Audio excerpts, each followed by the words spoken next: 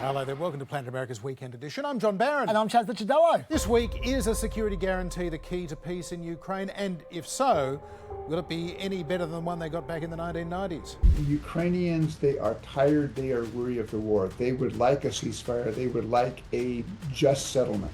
And Russiagate revisited. Is it a genuine scandal or is it just a distraction from the Epstein affair? Does it show that the world was subjected to a massive deception?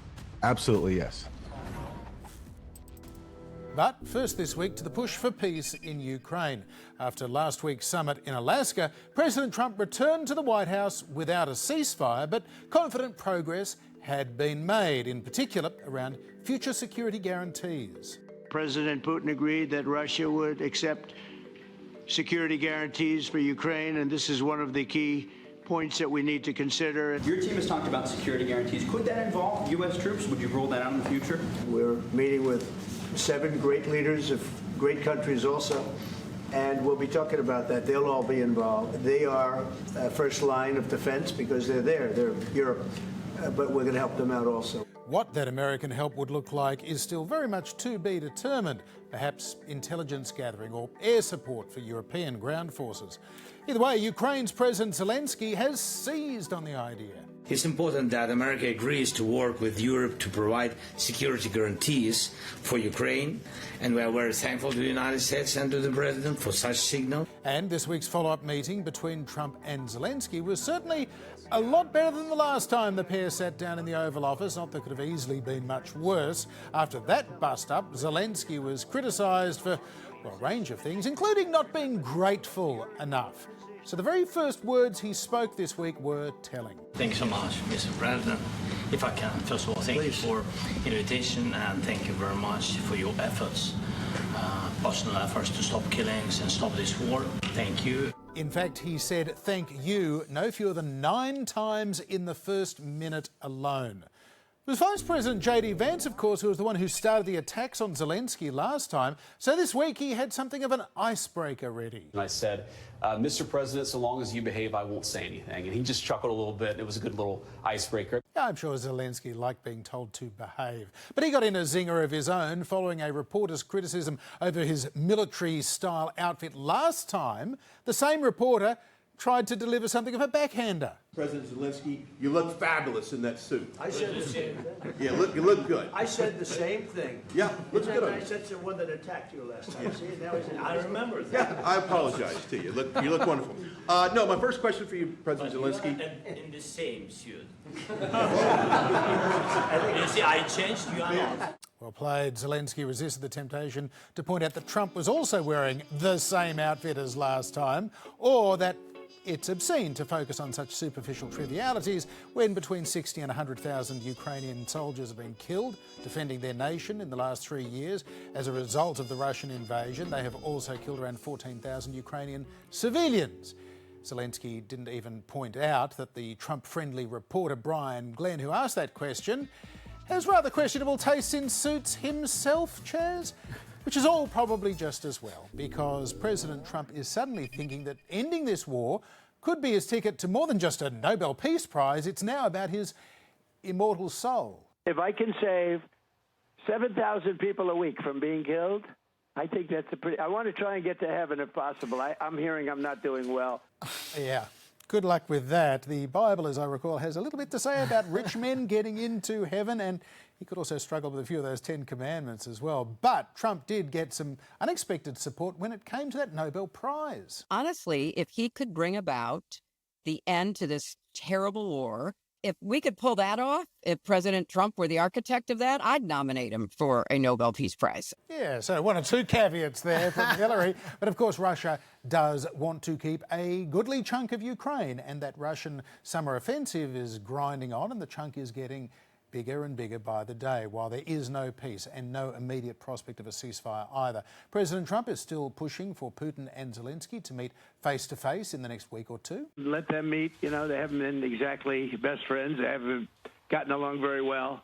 And I called President Putin yesterday, and I do have a good relationship, but it, only matters if we get things done. Otherwise, I don't care about the relationship. I do have a good relationship with him, but I want to get things done. You know, I've solved 7 wars. We ended 7 wars. I thought this would be one of the easier ones, and this has turned out to be the toughest one. He really thought this was going to be one of the easier wars to end. Every week, there's another war that he has solved, apparently. He was 6 most last of them week. we had never heard of. Meanwhile, of course, Russia has launched its largest aerial bombardment of Ukraine in many, many weeks, from missiles and drones into the far west of Ukraine, so far west that the Polish Air Force was scrambled overnight. So this war is nowhere near a ceasefire. Yeah, look, this is where I was going, that we're feeling positive. Everyone's feeling positive after the Europe meeting because they remember how tenuous things seemed 3 days earlier after the Putin summit.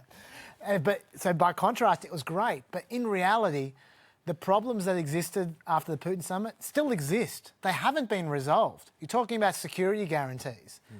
This is dreamland stuff unless it involves Russia. Like America is not going to be putting boots on the ground. Trump is not going to sign off on that, and Zelenskyy wouldn't trust him to. Even if Trump said I would, Zelenskyy wouldn't believe him. Europe can't defend Ukraine by themselves without any help from America. Russia needs to agree before there's an end of the war.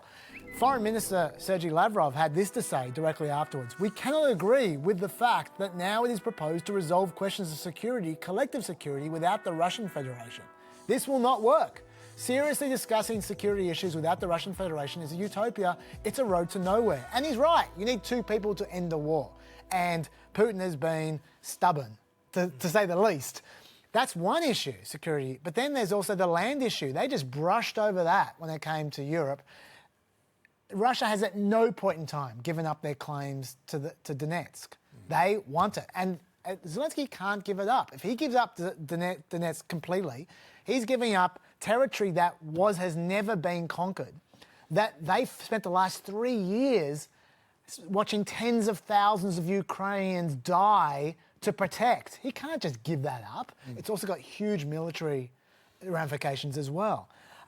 Then there's also the ceasefire versus peace issue, which we just completely forgot about. The fact that Russia wants them to keep on fighting until there's a final peace agreement, but Zelenskyy obviously wants to stop the killing, to have a ceasefire. That has not been resolved either. None of this can be resolved without Russia. I see no ground being conceded by Russia whatsoever. We're miles away from the end of this, John, even though it feels great right now. Sure, and why would Russia want to end it now when clearly there's the physical battlefield in the east and southeast of Ukraine, and then there's the battlefield that is Donald Trump's brain. And this is a battle where the Russians must feel they are continuing to do quite well.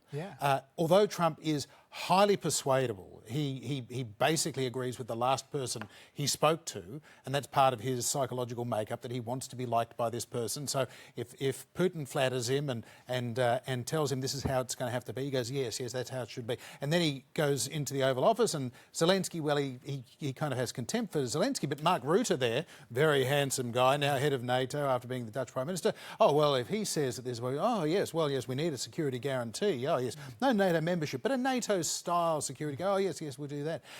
Ultimately, Trump is not a diplomat. He hasn't got a fixed set of asks or requirements when he goes into one of these meetings. He goes in as a businessman. Whereas a negotiation that you end up with a deal and somebody wins and somebody loses, you kind of compromise a bit and you write down a number on a bit of paper and you go, okay, right, deal's done. That's what he's used to. That's what he's done for half a century. He doesn't know how to conduct diplomacy, and because he is this wild X factor in all of this, both sides are playing him just as they're trying to play on the battlefield to keep Russia in check. But as we've seen in recent weeks, Russia is continuing to make gains in those 2 battlefields, Ukraine and Trump's brain. And importantly, neither Putin nor Zelenskyy are stupid. Neither of them are going to get bluffed. No. And so normally Trump wins by bluffing someone or everyone. He ain't going to bluff either of them. No. So I don't know how it ends. Well, at least for now, he's off playing cop on the streets of Washington, D.C., trying to change the subject again. At least Marco Rubio, the Secretary of Everything, including State and National Security Advisor, is now taking on this mission. And hopefully he will lead to some practical outcomes in the next couple of weeks. But we'll see. Something that does keep coming up in all these discussions around a Ukrainian security guarantee is the fact that there already is one. It's known as the Budapest Memorandum, the 1990s agreement under which Ukraine surrendered what was then the world's third largest nuclear arsenal following the collapse of the Soviet Union. Now, that agreement was supposed to be a guarantee or an assurance. The language was kind of confused, but it was supposed to give Ukraine a buffer against Russia invading its neighbour. And to be fair to Putin, he did wait until 2014 before occupying Crimea and now the invasion in eastern Ukraine. For more on what that agreement represents and what the next one must look like, I spoke earlier to Steve Pifer. He's the former United States ambassador to Ukraine. He was involved in negotiating that Budapest memo, and I asked him what he has made of the diplomatic developments of the past week. Well, I think we've seen ups and downs, or maybe downs and ups in the last 7 days. Alaska, I think, went in a very bad direction. President Trump said he was going to seek a ceasefire in Alaska and also threatened severe consequences if Vladimir Putin did not agree. And what we saw was Putin did not agree to a ceasefire. He escaped any consequences, but instead the two leaders talked about this understanding. And the more we learned about the understanding over the weekend, the more it was clear that there was a Russian proposal with all kinds of poison pills that would make it unacceptable to the Ukrainians. And it's disappointing that the American team did not recognize that when they were on the ground in Alaska. I think there was concern in Europe when they saw this. So not only did President Zelenskyy come to Washington, but you had, I think, 7 European leaders come basically to bolster him and back him up. And Monday's conversations, to my mind, went in a much better direction. First of all, there was no discussion of this Alaska understanding. It was kind of left by the wayside. Second, they had a high-level conversation about security guarantees for Ukraine. And it looks like President Trump adjusted his position. And even on Tuesday, he said, look, I'm not prepared to commit American ground forces, but perhaps American air power might be involved. I think that was a positive step if, in fact, the U.S. follows through on that. They also talked about putting the pressure on Putin to meet with Zelenskyy. So the dynamic sort of was different after Monday. After Friday, you had the president saying, it's up to Zelenskyy to get it done, which I think unfairly put the burden on the Ukrainian president. After Monday, though, the responsibility now is much more on Russia, where it rightfully belongs. So I felt much better after Monday than I did after Friday, but there's still a lot of conversations to go. We'll have to see what happens. We've sort of had the sense that both Putin and Zelenskyy and the Europeans have been doing their best to manage President Trump. How do you think that is going, and who do you think is doing it best? I think given the volatile ego of Donald Trump, it's fairly important. Putin showed that he knows how to play that. Remember in his press conference, he said, President Trump has said that had he been president in 2021, 2022, this war never would have happened. I have to say he's right. And then when Trump said that in their conversation, Putin said, well, the mail-in voting, that's really why you lost the election in 2020. So Putin really has it down. But I think also you saw on the European side and on Zelensky's side, Zelenskyy, wore, a jacket. Zelenskyy brought a letter. So I think the Europeans also are learning that there's a certain way to approach Donald Trump. And if you get that right, your substantive conversation may go better. I frankly find it's a little bit embarrassing that, we have that situation but it is what it is. And this is how both Putin and the Western leaders and Zelenskyy have to approach Trump in the White House. But Ambassador, even if President Trump sticks with the Ukrainians, why would Vladimir Putin agree to a NATO-like security guarantee? Doesn't that amount to virtual NATO membership? Yeah, I think the security guarantees are negotiated between the West and Ukraine because, let's be candid, they're directed to protect Ukraine against another invasion from Russia. Putin won't like that, but this I see as part of an overall settlement. These would be the guarantees provided to Ukraine by the West if there was a settlement. And that really gets into the question of how do you bring this war to an end? And it seems to me that right now, Putin believes he can achieve his goals on the battlefield.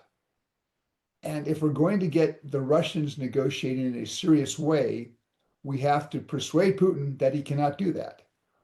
I believe that Mr. Trump has a lot of high cards which he's never played. He's never, for example, upped the economic pressure on Russia.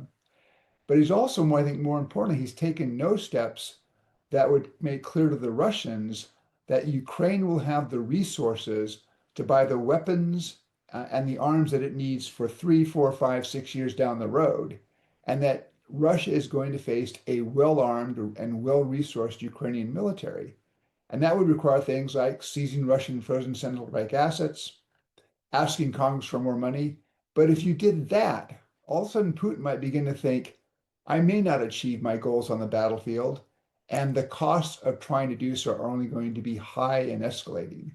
If you begin to get that dynamic and that thinking in Moscow, then at the end of the day, the Russians may not like those security guarantees, but if they're looking for a real settlement here, that may just be something they have to hold their noses and accept. So from what you're saying, this is a process that is likely to continue not for days and weeks, but for months, if not years. No, this is going to be a long negotiation. And this is one of the things that I wish Mr. Trump would understand. I mean, this is somebody who desperately wants to win a Nobel Peace Prize. I actually believe he would have a chance to do it, but he's not going to do it by just saying, I'll call a meeting and make a phone call and everything will be resolved.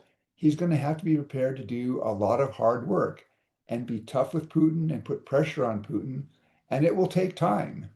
But if he were really prepared to do that work, he actually might have a chance of bringing about a solution to this war, which has horribly gone on now for 3.5 years. The question is he prepared to do the work? And Ambassador, can I ask, what do you make of the renewed criticism of the Budapest Memorandum that you were involved in negotiating 30 years ago, and those disagreements that existed then about whether it represented a security assurance or a security guarantee? I guess I'd make 3 or 4 points. The first point is, it shouldn't surprise anybody that a major American goal was to have the roughly 2,000 strategic nuclear warheads and their delivery systems in Ukraine eliminated. Those weapons were designed to incinerate American cities and other targets here in the United States. So, that shouldn't surprise anybody. That was an objective. A second point I would make is that if you go back to 1990, Ukraine itself declared, and this was 16 months before the Soviet Union actually collapsed in 1991, but Ukraine said, we will be a non-nuclear weapon state. But the third point I would make is that when we were working out these provisions, including the Budapest Memorandum, we made a mistake. And I say we collectively, we the Americans and we the Ukrainians. And what that mistake was, we were then dealing with the Russian government led by Boris Yeltsin. Yeltsin had a lot of flaws, but he fundamentally accepted the right of Ukraine to exist, to have an independent policy course, and basically exist in the 1991 borders, including places like Crimea. What we didn't do in 1993 and 1994 was foresee Vladimir Putin and what he did in 2014 and 2022. Had the Ukrainian government saw that as a real possibility, I'm not sure we would have worked out the arrangement. Ultimately, do you think that Ukraine would be in any better position today if they had retained ownership of at least some of what was the world's third largest nuclear arsenal at the time? Because certainly some young Ukrainians today believe that they would be better off. No, first of all, I can completely understand Ukrainians asking that question and thinking it, but the judgment was we don't have the infrastructure in Ukraine to maintain an independent nuclear weapons capability, and we don't have the finances to build that capability. But had Ukraine tried to do that, I think there would have been some real cost to Ukraine. One, you would not have had the development in US-Ukraine relations that took off in 1995, so that in 1996, there's a strategic partnership. We have the Gore-Kuchma Commission established to push the relations along. In 1997, the United States is leading in NATO in supporting the creation of a NATO-Ukraine relationship. None of that would have happened. My guess is Ukraine's relations with Europe would have been burdened by Ukraine trying to keep nuclear weapons. And economically, I would guess that when Ukraine went to the IMF or the World Bank or the European Bank for Reconstruction and Development, they would have found that executive directors from Western countries were not particularly supportive of low interest credits for Ukraine. So I think there would have been those sorts of costs to Ukraine. And then this crisis between Russia and Ukraine might have happened back then. So it would have been, I think, a difficult situation. Ambassador Stephen Pifer, thanks for joining us on Planet America. Thank you.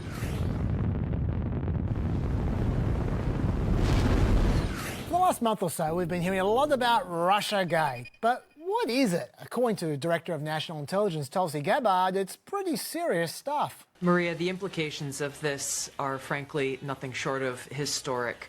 Over 100 documents that we released on Friday really detail and provide evidence of how this treasonous conspiracy was directed by President Obama just weeks before he was due to leave office, after President Trump had already gotten elected. So the effect of what President Obama and his senior national security team did was subvert the will of the American people, undermining our democratic republic, and enacting what would be essentially a years-long coup against President Trump, who was duly elected by the American people. Yeah. Okay, we need to clear up a few things here. Firstly, there was no coup, or even an attempted coup. No one tried to take over America from the Trump administration. That's the definition of a coup. And there was no treason. Treason also has an actual definition. It's levying a literal war against the United States or giving the United States literal war enemies aid and comfort. America was at war with the Taliban in 2016. No one helped the Taliban out, and no one launched a literal war against the country. So that rhetoric is not helpful. But Trump was all over it. This isn't like evidence, this is like proof, irrefutable proof, that Obama was seditious, that Obama was trying to lead a coup, and it was with Hillary Clinton, with all these other people, but Obama headed it up. So that's pretty wild rhetoric as well. But what was the actual controversy? It was largely about this statement in a January 2017 intelligence report that ended up being leaked to the press. It suggested that Russia aspired to help President-elect Trump's election chances when possible by discrediting Secretary Clinton. Now, what Tulsi Gabbard released were hundreds of pages of previously classified documents, and the first batch were from before December 2016. For example, in August 2016, when someone from DHS reported that there was no indication of a Russian threat to directly manipulate the actual vote count. And those kinds of memos continued through to December 8, when a multi-agency presidential intelligence briefing said that Russian and criminal actors did not impact recent US election results by conducting malicious cyber activities against election infrastructure.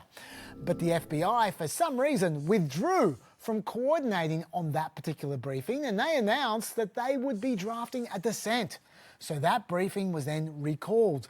The next day, Obama called a meeting to discuss what was going on. And after that meeting, the intelligence agency's story apparently changed, at least according to Gabbard. She said they began to leak blatantly false intelligence to the media, that's what she said, claiming that Russia did use cyber means to influence the outcome of the election. And that is what led to that critical finding in the intelligence assessment that was also leaked to the media, just reminding you that Russia aspired to help Trump's election chances when possible by discrediting Secretary Clinton. So, Gabbard's accusation is essentially that Obama told the intelligence agencies to change their tune about Russia.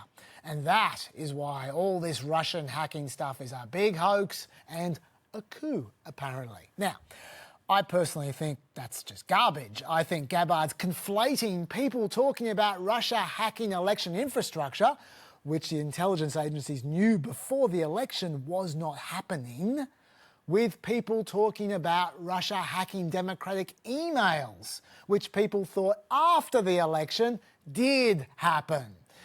There's no inconsistency there. But I thought I'd ask the national security reporter for The Atlantic, Shane Harris, to tell us his thoughts about it. Shane Harris, welcome to the show. Now, do you feel that any of Tulsi Gabbard's declassifications have pointed to an actual law being broken? No. In fact, I think the Director of National Intelligence has mischaracterized the very documents that she's released, that she says claims that there was some kind of, to use her word, years-long coup orchestrated by the Obama administration.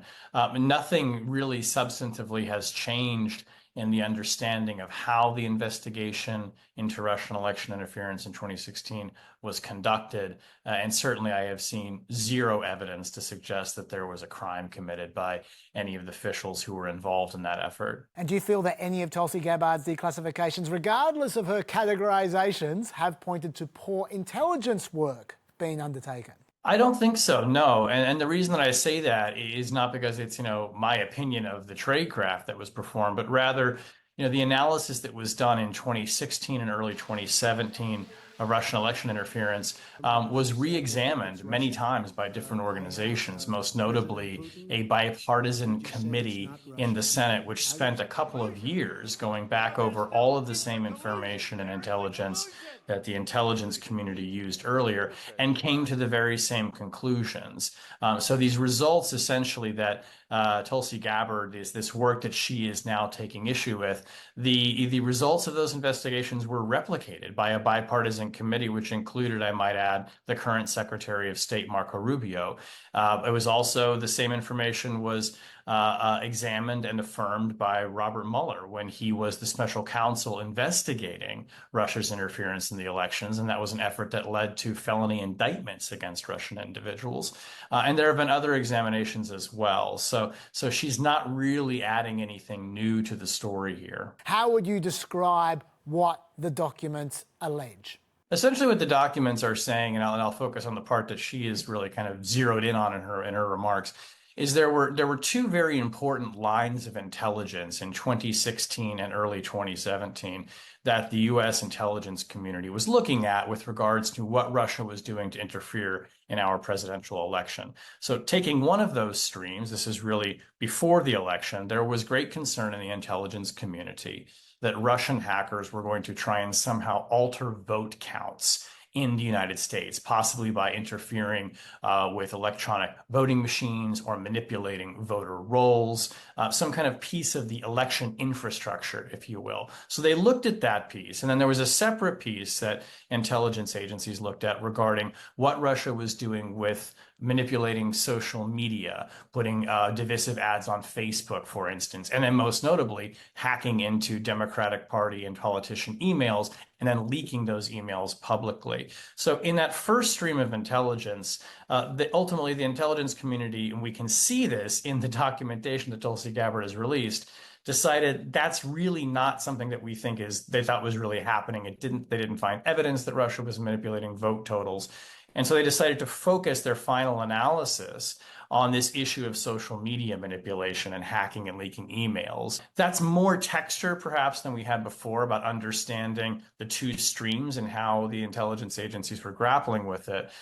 What Tulsi Gabbard seems to see in this, however, is an effort to somehow downplay the idea that Russia may have been hacking into election systems in favor of this other analysis that emphasized what they were doing to try and divide public opinion ultimately towards helping Donald Trump. So it's a bit confusing, but she is essentially conflating these two lines of intelligence. And in the kind of abandonment of the first line, which was done because there was no evidence that Russia was hacking voting machines, she is seeing a cover-up by the Obama administration and an effort to downplay what may have been a potentially severe intervention, changing votes would be a big deal, in favor of this other line of analysis, one of the findings of which were that the Russians were engaging in social media manipulation and propaganda in order to help Donald Trump, which of course is something that has constantly vexed the president and his supporters, and is something that I think Tulsi Gabbard is trying to discredit as part of this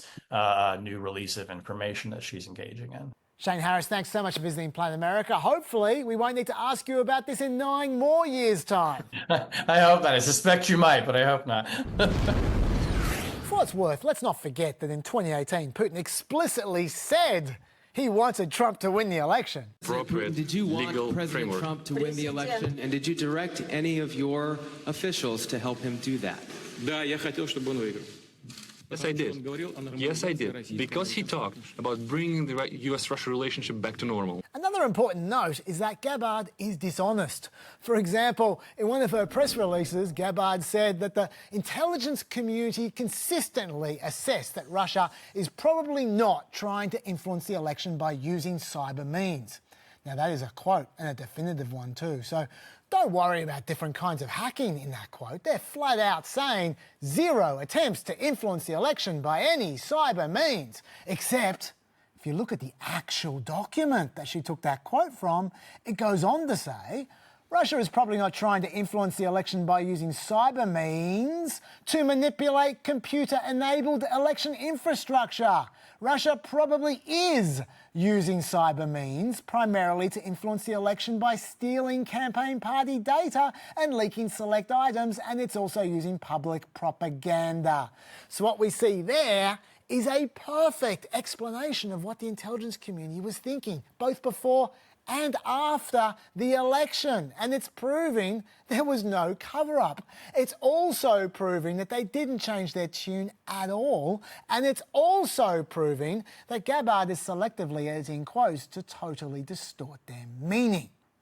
Now, I could end this piece there, but I won't. Oh, sorry, John, back at ease. Distort meaning, yep. Just keep going. I want to expose you guys to a completely different viewpoint you might not have heard before. It's from an independent journalist called Aaron Mate, who is no supporter of Trump, I assure you, but he does think Gabbard has found something worth reporting. He just thinks it's not what she's been hyping up.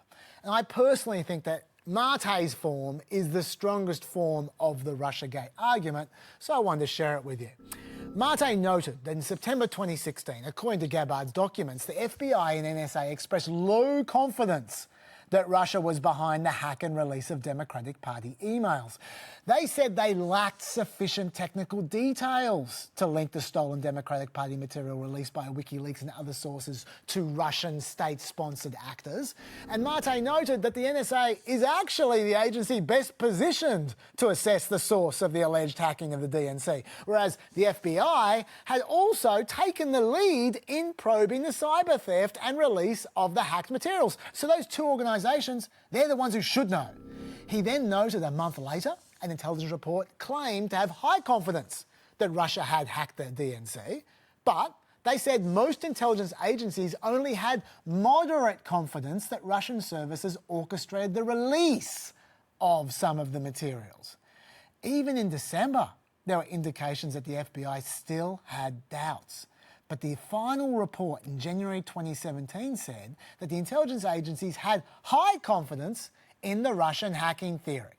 So, Mate wondered exactly how US intelligence officials went from their low to moderate confidence in Russian interference allegations through the last months of 2016 and then into high confidence in the first week of January 2017. And Mate noted that Gabbard also released an email from December 2016 between then Director of National Intelligence James Clapper and head of the NSA Mike Rogers. Rogers wrote, "I asked my team if they'd had sufficient access to the underlying intelligence and sufficient time to review that intelligence. On both points, my team raised concerns." And Clapper responded, "I understand your concern. It's essential that we be on the same page and are all supportive of the report in the highest tradition of, that's our story and we're sticking to it. This is one project that has to be a team sport." So Mate's concerned that maybe the evidence for Russia hacking and distributing the materials isn't nearly as slam dunk as we were led to believe, and maybe what we think the intelligence agencies agreed upon is actually just the result of group pressure. This is how Mate put it. When it comes to that allegation, now we learn, nearly 9 years later, from these declassified documents, that the NSA and the FBI had low confidence in the allegation that Russia was behind the hack and leak. What were we told publicly? We were told the U.S. intelligence community, all of the U.S. agencies had high confidence that Russia was behind the hack and leak. And there was so much fear mongering about this for so many years. If you go back to the first Trump term, listen to the way this was framed by the political and media establishment, especially in the US, but around the world too. This was an attack on democracy. This was akin to Pearl Harbor and 9/11. And now we learn that, in fact, in September 2016, the FBI and the NSA, which are the two premier US intelligence agencies that could assess whether or not Russia was behind the hack and leak, were dissenting from the CIA and saying, we have low confidence, which means no confidence, because as these documents show us, they didn't have the evidence. We also learned in the most recent disclosure from Tulsi Gabbard that 2 months later, this is December 2016, as the US intelligence community is about to put out a report that would accuse Russia formally of launching this influence campaign, that the head of the NSA, Mike Rogers, wrote to his intelligence counterparts, including John Brennan, head of the CIA, and James Clapper, head of the Office of Director of National Intelligence, and said, hey, my guys at the NSA are being shut out of the process, and you're not showing us the underlying intelligence that you are using to accuse Russia of being behind the hack and leak, and this is a problem. And Clapper responds by saying, sorry, too bad, and you're going to have to go by the credo, and I'm quoting Clapper now, of it's our story and we're sticking to it. Okay, so that's James Clapper, despite the public claims that this was a consensus, that all the US intelligence agencies were behind this, telling his counterpart at the NSA, Mike Rogers, it's our story and we're sticking to it. So this was fraud. And this had major consequences, not only in the US, but I think globally too, because it helped make diplomacy between the US and Russia that much more difficult. Now, we know the FBI and NSA had low confidence in the evidence of Russia hacking in September 2016, possibly even later, all the way up to December 2016. But could they have changed their mind at a later date? Well, they could have changed their mind, but the problem is you need evidence to do that. And if you read a newly declassified report from the House Intelligence Committee, which is a congressional body that reviewed so much of the underlying intelligence, they point out that basically all of the intelligence that went into the public claim that Russia hacked and leaked those emails was collected before the US election, and that all the new intelligence that came in afterwards was paltry.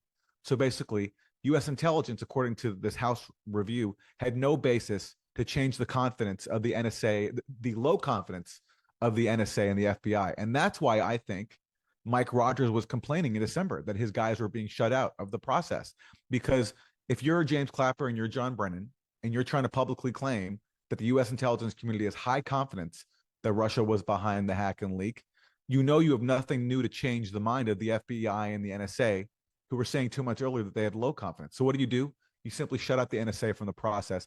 And the NSA is most significant because this is the National Security Agency. This is the US intelligence body that can basically see the entire internet. So if anybody can tell you whether or not Russia hacked the DNC, it would be the NSA.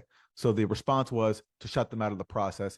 And somehow they got the NSA to go along, because Mike Rogers, despite that email that we're only getting now, he kept quiet. He did not voice his dissent publicly. So I don't think anybody changed their mind based on new intelligence, because there was none.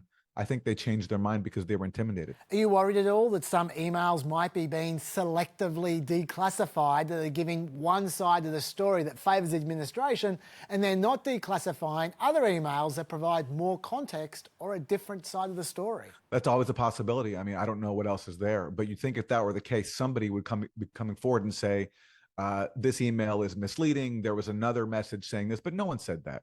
And that's the norm throughout Russiagate. There are claims made of Trump-Russia collusion. There are claims made of a massive Russian interference plot, but there's no evidence. It's only just trust us. And every time we get the available evidence, and I've been covering this story now for many, many years, all the evidence points in one direction. It undermines all the claims we were given publicly. There's a long list of examples I could go through. So certainly, yes, you have to be open to any possibility. But so far, all of the debunking has only gone in one direction, and that's the direction of debunking Trump-Russia collusion and debunking Russian interference. People often point out that there have been investigations by the Senate committee, by Mueller's team, by the Durham Special Counsel team, by the Inspector General's office. They've all been over the raw intelligence materials that we haven't seen, and they don't seem to have a problem with the intelligence community's conclusions. Shouldn't that mean something? How do you respond to that? It's a question for them, I think. Assuming they accessed what Tulsi Gabbard just released, if they saw that in September 2016, the FBI and the NSA had low confidence in the core Russiagate allegation, why didn't that raise any flags for them? And why didn't they tell us that? The fact that we're only learning this now, nearly 9 years later, says to me that those previous investigations lacked the fortitude to be able to call out intelligence deception. And there's a long history of this. It was very hard to get any accountability for the Iraq WMD scandal. And by the way, some of the same people, John Brennan and James Clapper, were also involved in the Iraq WMD hoax too. So I think we have a problem here of accountability. It's a question for all those previous investigations, Mueller, Durham, Senate Intel. Why didn't you tell us that the FBI and the NSA, for example, had low confidence in the Russian hack and leak allegation? Why didn't you tell us that the head of the NSA was complaining that his team was being shut out? Why didn't you tell us that the Steele dossier, contrary to John Brennan's claims, was referenced in the body of the intelligence community assessment that came out in January 2017? Why didn't you tell us that the supposed Kremlin mole that was a key source for the CIA only had second access to Putin, and everything that he relayed was based on hearsay? So the fact that previous bodies haven't done their jobs doesn't, I think, cast a negative light on the new disclosures that have come out. It just raises the question, why didn't we learn this before, and why are we only learning this now? So there are 2 points of view for your consideration, John, and there is way more in both those interviews over on the Chaz from Planet America Facebook page. If you're interested in the topic, go have a look. Finally, the DOJ has apparently convened a grand jury in Florida, of all places, I don't know why, to hear charges associated with all of this stuff. And there's rumours going around, who knows, but we may be hearing back from them quite soon. So, will there be any charges, or will they all just disappear without a trace? Time will tell, John. Indeed it will. We've been following the standoff in Texas over Republican attempts to redraw that state's congressional districts. Democrats, you recall, fled the state 3 weeks ago to deny the Republicans the quorum required to gavel the special session of the Assembly in. Well, this week, those Democrats finally came home. But still, Republicans weren't taking any chances, so they placed them under guard with officers from the Department of Public Safety, or the DPS, making sure they didn't leave the state again. Some Democrats ultimately opted to sleep on the floor of the state assembly rather than being tailed all the way home. They are under the custody of DPS, so they're not free to go anywhere unless the DPS is following them. So I would say that they are also being detained. I'm being detained on the floor because I'm being defiant and refusing to bow down to everything that they say. Those concerned about creeping authoritarianism weren't thrilled to see police tailing members of the Assembly around the state, but still Republicans had their quorum and the numbers to pass their new gerrymandered electoral map, which they duly did. Meanwhile, in California, Governor Gavin Newsom, a Democrat, is pushing ahead with a planned November ballot measure to allow him to gerrymander that state's congressional districts and try and win back the 5 seats in Texas that the Democrats look like losing. And he's also using it to boost his own profile, pumping out lots of these rather blatant presidential campaign-style videos.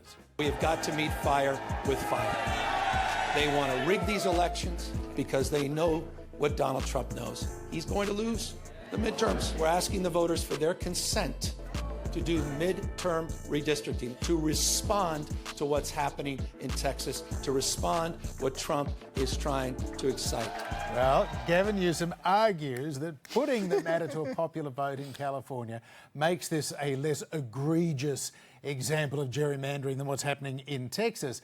But the fact that he hasn't got a choice in the matter should be noted, because unlike Texas, California has an independent commission that is supposed to draw up their electoral boundaries based on the United States Census every decade, and he wants to scrap that independent commission until the next census in 2030. Former President Barack Obama has given Newsom's approach his endorsement this week, although he too says he is against gerrymanders in principle, and Newsom will have enjoyed Obama's tremendous respect for his approach, which Obama called smart and measured. I suspect we can expect to see that in Gavin Newsom's next campaign-style video. Probably, but the one question which we haven't noted there is he going to get his map up? There was a poll from Politico about a week ago. They only had 36% support. Now, Newsom says internal polling for him with a differently worded question, which, to be fair, actually does seem like a better question. He reckons he's got 57% support. So that's a big difference. Yes. We'll see. We sure will. There's a lot on the line for Democrats and Gavin Newsom in particular. But that is all the time we have for another trip to Planet America for the weekend edition. Join us on ABC TV on Monday night, 9:35 p.m, right after Media Watch. We're also going to be back on ABC News next Friday. And do not forget the Pet Podcast and all the usual Pet Podcast places. See you there. Bye. Bye-bye.